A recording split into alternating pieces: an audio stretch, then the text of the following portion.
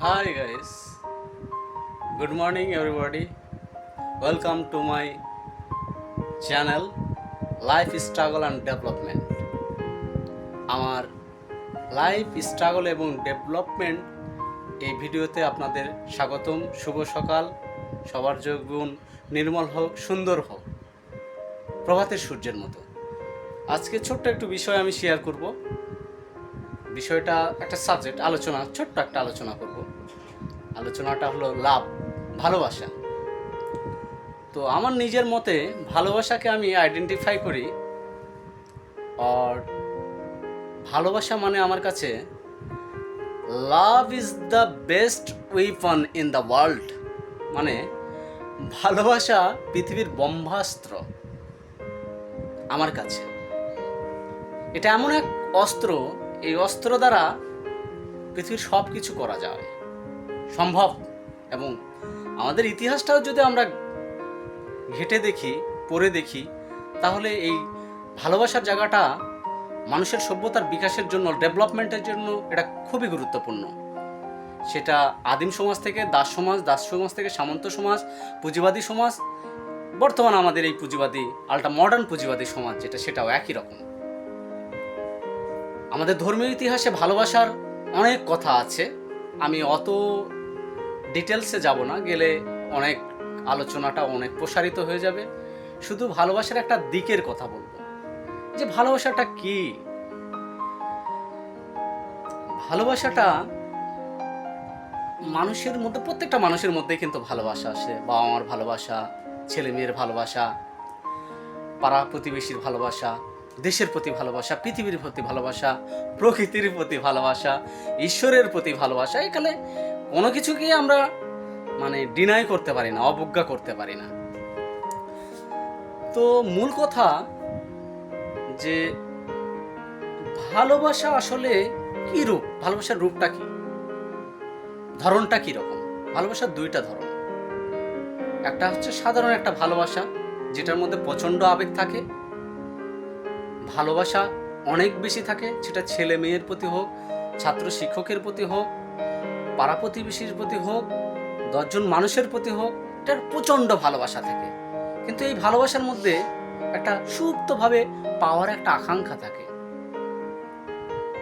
আরেকদিকে নির্মল ভালোবাসার কথা আমরা বলতে পারি, যেটা স্বার্থহীন ভালোবাসা। নির্মল ভালোবাসা মানে স্বার্থহীন ভালোবাসা। সেই ভালোবাসার মধ্যে কোনো স্বার্থ থাকে না। স্বার্থ নিয়ে প্রকৃত ভালোবাসা হয় না। স্বার্থ যদি থাকে তাহলে প্রকৃত ভালোবাসা হবেই না, এটা মাস্ট। জীবনে এটা খুবই গুরুত্বপূর্ণ, এই ভালোবাসার এই দিকটা। তো স্বার্থহীন ভালোবাসাটা রূপটা কি রকম, এটা কিভাবে বোঝা যায়? যখন কাউকে ভালোবাসা হয়, ছেলে মেয়েকে, বাবা মাকে, পরিবার পরিজনকে, সেখানে ভালোবাসার চাওয়াটা থাকে না, কিন্তু আবার চাওয়া থাকে বিশাল। কেউ বড় হোক, কেউ উন্নত হোক, এই ভালোবাসায় চাওয়া পাওয়ার আকাঙ্ক্ষা থাকে না। প্রকৃতির সাথে এই ভালোবাসার অবশ্য মিল আছে। যেমন পাখি গান গাইছে, কাকুকে ভালোবেসে গান গাচ্ছে, তার মনের আনন্দে সে গান গাচ্ছে, কিন্তু ভালো লাগছে আমাদের।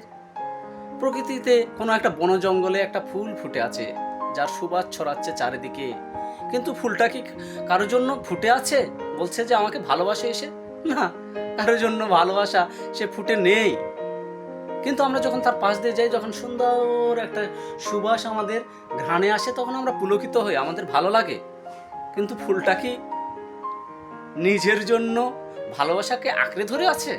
না, নেই। কিন্তু প্রকৃতি ভালোবাসা আঁকড়ে ধরে না। প্রকৃতি খুবই উদার। প্রকৃতির এই শিক্ষা আমার জীবনের একটা নতুন অধ্যায় শুরু হয়েছে, প্রকৃতি থেকে শিক্ষা, যেটা আমি আমার ফেমাস পোয়েট কবি ওয়ার্ডসওয়ার্থের কাছ থেকে পেয়েছি এই শিক্ষাটা। এবং প্রত্যেকেই আমার শিক্ষক, নট দ্যাট ওয়ার্ডসওয়ার্থ। আমাদের এখানে স্বামী বিবেকানন্দ, নজরুল, ঈশ্বরচন্দ্র বিদ্যাসাগর, রবীন্দ্রনাথ, আমাদের দেশের সাহিত্যিক, আমাদের দেশের রাজনীতিক, পৃথিবীর বড় বড় দার্শনিক রাজনীতিক, আমাদের Lalon Shah, philosopher of our country, great philosopher আমার মতে। এই সাবকন্টিনেন্টে, ভারতে, এই উপমহাদেশের সবচেয়ে বড় একটা দার্শনিক লালন শাহজি। তো তার মধ্যে সেই নির্মল ভালোবাসার তিনি প্রকাশটা দেখানোর চেষ্টা করেছেন। মানুষের জাত পাত সেটা নিয়ে কথা বলার চেষ্টা করেছেন। ভালোবাসা না থাকলে এত বড় উদার মনে সবাইকে আঁকলে ধরা যায় না। তো যে কথা বলছিলাম যে ভালোবাসার রূপ দুইটা, একটা নির্মল ভালোবাসা আর একটা ভালোবাসা সেটা নির্মলতাও থাকে কিন্তু সুপ্তভাবে তার মধ্যে চাওয়া পাওয়ার আকাঙ্ক্ষা থাকে। এই চাওয়ার পাওয়ার আকাঙ্ক্ষা থাকার জন্য যে ভালোবাসার মধ্যে সুপ্তভাবেও চাওয়া পাওয়ার আকাঙ্ক্ষা থাকে, সেটা বাবা মার হতে পারে, ছাত্রছাত্রীর মধ্যে থাকতে পারে, শিক্ষকের মধ্যে থাকতে পারে, পরিবার পরিজনের মধ্যে থাকতে পারে। এই ভালোবাসাটা একটা ক্ষীণ ভালোবাসা আমার কাছে। যখন চাওয়া পাওয়া সেটা পূরণ হয় না, তখন বাবা মা তারাও দূরে চলে যায়, সন্তান বাবা মাকে দূরে ঠেলে দেয়, কাছের মানুষও দূরের জীবন সঙ্গী থেকে সব কিছুকে দূরে ঠেলে দেয়। কারণ এই ভালোবাসাতে তার স্বার্থ পূরণ হয় না, সেই জন্য দূরে ফেলে দিতে পারে।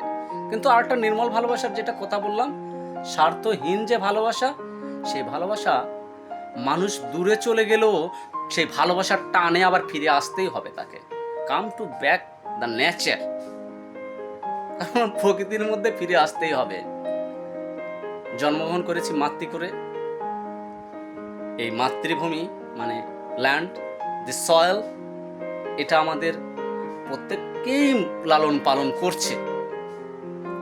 তো মাতৃভূমির প্রতিও ভালোবাসা, মায়ের প্রতি একটা নির্মল ভালোবাসা, বাবা মার প্রতি একটা নির্মল ভালোবাসা, সব মানুষের প্রতি একটা নির্মল ভালোবাসা, স্বামী স্ত্রীর মধ্যেও যদি একটা নির্মল ভালোবাসা থাকে, তাহলে সেই সম্পর্ক কিন্তু খুবই দৃঢ় এবং খুবই শক্তিশালী হবে। এটার শক্তি একটা ট্রিমেন্ডিয়াস পাওয়ার তৈরি হবে মধ্যে, এবং সেটা শুধু নিজের মধ্যে থাকবে না, সেই ভালোবাসাটা সবার মধ্যে ছড়িয়ে পড়বে। তো খুব বেশি আলোচনা বাড়াবো না, বললাম ভালোবাসা যদি নিয়ে কথা বলা যায়, ধর্মীয় ইতিহাসে যারা ভালোবাসার শিক্ষা আমরা পেয়েছি এবং প্রকৃতিতে পেয়েছি, সাহিত্যে পেয়েছি, দর্শনে পেয়েছি, জীবনে পেয়েছি, যদি চারপাশ চোখ কান একটু খোলা রাখি, ইউটিউব বিভিন্ন যে ভিডিও তৈরি হচ্ছে, ফেসবুক, সেখানেও কিন্তু দেখানোর চেষ্টা হচ্ছে যে ভালোবাসাটা কীরকম। এবং ভালোবাসা একটা মাইক্রো এলিমেন্ট সব কিছুর মধ্যে, সব কিছুর মধ্যে এটা আছে। there is no things in the world that cannot exist love। তার মধ্যে ভালোবাসা অবস্থান করে না এমন কোনো ক্ষুদ্র কোনাও এই পৃথিবীতে নেই। তো ভালোবাসা খুবই শক্তিশালী। এই ভালোবাসাটাই জগৎকে পাল্টে দিতে পারে, পৃথিবীকে পাল্টে দিতে পারে। দেশের প্রতি ভালোবাসা, বাবা মার প্রতি ভালোবাসা, আশপাশের মানুষের প্রতি ভালোবাসা, প্রকৃতির প্রতি ভালোবাসা এবং নিজের প্রতি সবচেয়ে আগে ভালোবাসা। নো দাই সেলফ। নিজের প্রতি ভালোবাসা না থাকলে নিজেকেও বদলানো যাবে না, পরিবারকে বদলানো যাবে না, দেশ সমাজ কাউকে বদলানো যাবে না। এবং সেই ভালোবাসাটা উদার প্রসারিত হতে হবে, সমুদ্রের মতো, আকাশের মতো বিশাল।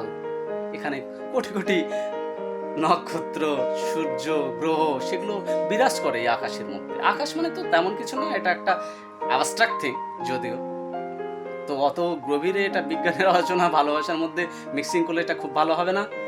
তো ভালোবাসা সবার মধ্যে জন্মগ্রহণ করুক, আরও মানুষ নির্মল হোক, আরও সুন্দর হোক, সবার প্রতি সহানুভূতি থাকুক, ভালোবাসা থাকুক।